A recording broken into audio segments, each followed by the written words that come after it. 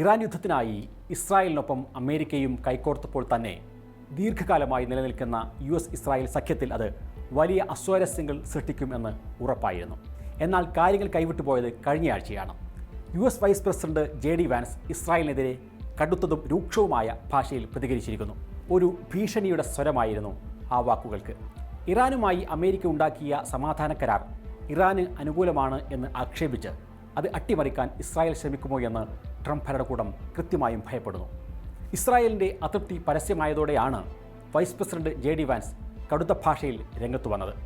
Vans പറഞ്ഞ 3 കാര്യങ്ങൾ ഇസ്രായേലിലെ രാഷ്ട്രീയ കേന്ദ്രങ്ങളെ അക്ഷരാർത്ഥത്തിൽ ഞെട്ടിച്ചു. ഇപ്പോൾ ലോകത്ത് ഇസ്രായേലിനോട് സഹതാപമുള്ള ഒരേയൊരു ഭരണത്തലവൻ ട്രംപ് മാത്രമാണ് എന്നായിരുന്നു വാൻസ് പറഞ്ഞ ഒരു കാര്യം.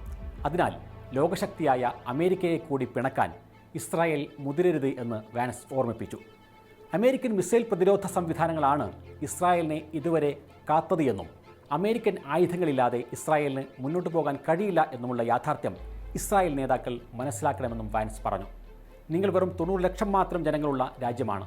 ആളുകളെ കൊന്നൊടുക്കി എല്ലാ പ്രശ്നവും പരിഹരിക്കാം എന്ന് കരുതരുത് എന്നും വാൻസ് ഇസ്രായേലിനോട് തുറന്നു പറഞ്ഞു. വാൻസിൻ്റെ വാക്കുകൾ വ്യക്തിപരമല്ല, ട്രംപിൻ്റെ നിലപാട് തന്നെയാണ്.